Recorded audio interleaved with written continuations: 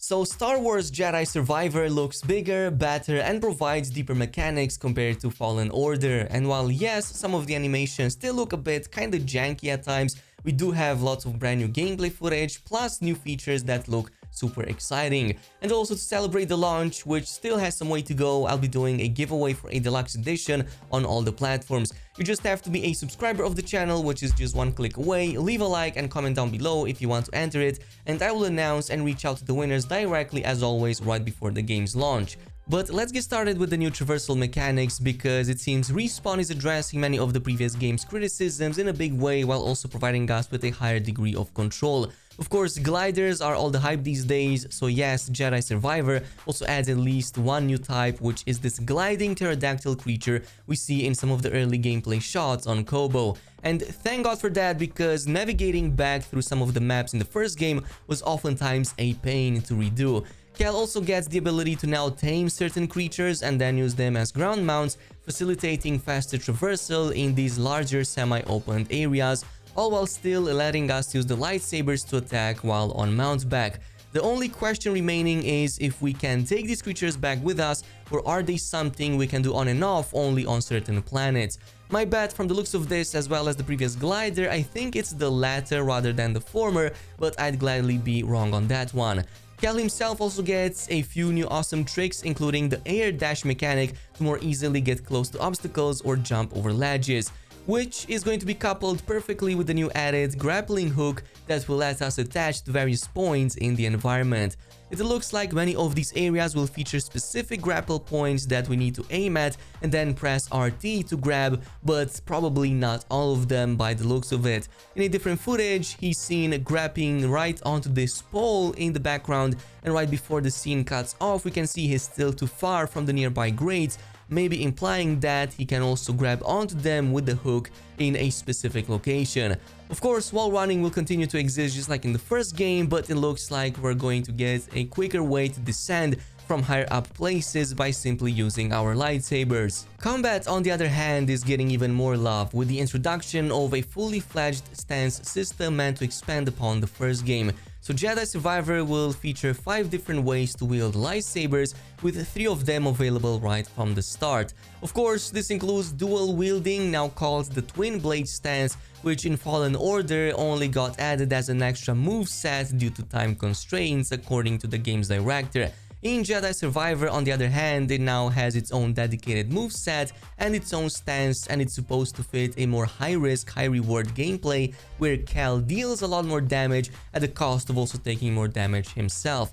One of its key advantages compared to other stances come with its unique ability to dodge or cancel right out of attack animations, giving you a higher degree of control over combat. The stance is also set to offer a high number of fast attacks with a wider range of unique combos, some of which requiring us to pause momentarily to continue into completely new combos, a bit like in the first game actually. Also definitely looking forward to the new Crossguard stance, or as it's called, the Kylo Ren Saber, as I think this introduces a whole new way of playing. The Crossguard features the hilted lightsaber, a much larger and harder to control stance that deals the highest damage out of all of them at the cost of being the slowest and having the lowest range. It seems that out of all of the ways of playing, this will require the highest learning curve, as we'll have to be more careful about enemy spacing, but at the same time it might provide us with bigger advantages when it comes to taking down enemies much faster.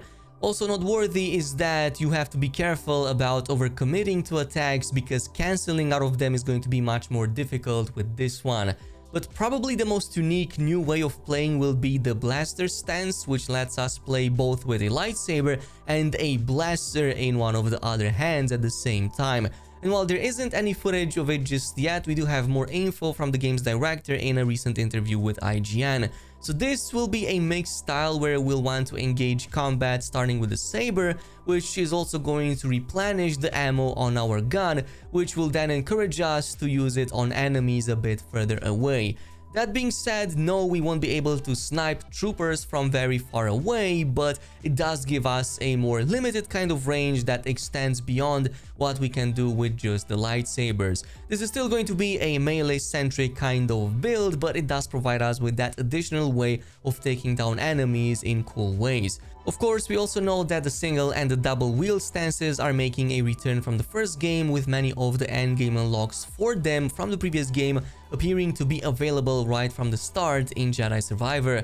The single blade remains the jack of all trades option, offering a good balance between medium power and medium range, with many of its previous attacks already unlocked, including the throw as well as the special thrust attack that we were able to do around the middle part of the game in the first one. Double wield already comes unlocked with the whirlwind throw we can see Cal using in the early gameplay shots, but also features new ones I don't recall us having in Fallen Order. Like at some point we can see him doing this spinning uppercut jump attack that he finishes off with the ground stomp, and I think that looks really awesome. We do have a ground stomp in Fallen Order as it is, but I don't really recall the spinning uppercut, so let me know down below if there is one in Fallen Order or if it's completely new. Good to note is that you can only equip 2 of the 5 stances at any given time, which is done at the meditation point, where you can also further adjust your loadouts. A bit of a bummer, and I was kind of, half expecting they would do it in a more Ghost of Tsushima kind of style, where you can switch between the stances at any given time with certain button combinations. So yeah, kind of sucks, but I guess this explains why we see different button layouts associated with what I presume to be the left and right on the D-pad in many of these shots. It seems that you can switch them around either to the left or the right button, whichever you prefer, which I guess kind of makes a bit up for that. But speaking of combat, Jedi Survivor also addresses one of the biggest complaints with its combat in the previous game, which is the complete lack of dismemberment mechanics, mostly for humans because, well, creatures and robots still had some of those. From the recent footage, it looks like, yes, stormtroopers, at least some of them, will no longer be safe from accidental loss of limbs due to lightsaber damage, with one of them clearly losing a foot in one of these shots. Even better, removing parts is now a mechanic on its own, with at least one new enemy example, the DT Sentry Droid being capable of continuing to fight even after losing its legs. Of course, from the looks of it, it seems that cutting parts happens most often during finisher animations or from heavier type attacks, which again reminds me a bit of Ghost of Tsushima, which also reserved this mechanic for the strongest blows against enemy limbs. And speaking of devastating attacks, there's at least a few new ones, starting with this really awesome force lift, I guess we can call it for now, where Cal uses both his hands to lift a bunch of enemies up, leaving them suspended mid-air momentarily and open for other force attacks as well as regular saber throws. This doesn't appear to be an ultimate attack, however, like in some of the other shots, but rather a regular force attack that consumes some of Cal's force meter. What I found interesting is that there's a similar skill to the burst slow from Fallen Order, which now is triggered by pressing both control triggers once the icon below Cal's stamina bar is fully filled. I would assume that that is now an ultimate meter, which yeah, seems to give you a stronger variation of the AoE slow from the first game. Noteworthy is that attacks, especially the heavy ranged ones in some of these gameplay shots, were letting him regen that even faster. Speaking of taking down everyone, I just love this shot with a heavy assault trooper getting grabbed and then stuck in this shooting animation against his own teammates. In Fallen Order, this was not possible. You could only grab them and then finish them off with a lightsaber, but you could not pin them against one another. And speaking of pinning things against one another, one thing that got me by surprise is the fact that in terms of some of the companions, we can do these combo finishers on enemies like the one we see in this shot. I'm not sure if that's contextual or something that we can do at any time, but it looks really awesome, and I kind of hope that there's other characters we can do this with. Hint hint, like the ones from the first game. In the meantime, of course, double throw with the saber is now also possible. It has its own animation, which deals devastating damage at a medium range, but Crossguard is also getting its own unique one that seems to be doing this nice stun effect following an overhead throw. Of course, staff and single blade appear unchanged, just like in the first game. But finally, let's talk about rewards and exploration. This is another exciting part and a meaningful upgrade compared to the prequel. And to be honest, I'm just glad we get more outfits and jackets, not just the ponchos that we got in the first game. I really got sick of those, and it seems that red containers can now also reward you some of these jacket type customization options, which you can also see the icons of. So glad that all of these quality of life changes are brought to light.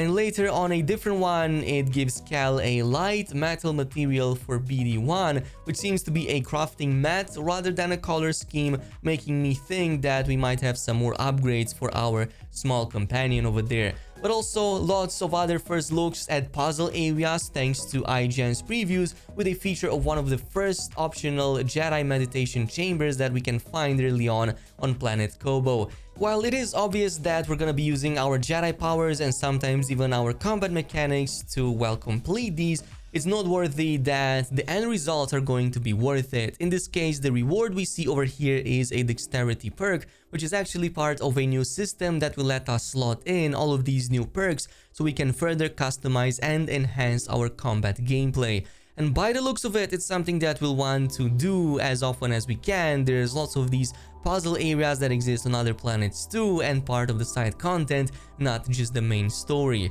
Of course, Force Echoes and environmental scans are also making a comeback, letting us learn more about the fallen Jedi that we find, as well as the long-forgotten knowledge of the world we live in. So yeah, tons of exciting details coming up. Of course, if you want to stay up to date with everything related to this game, make sure you subscribe to the channel, activate that notification bell, and I'll see you guys in the next video.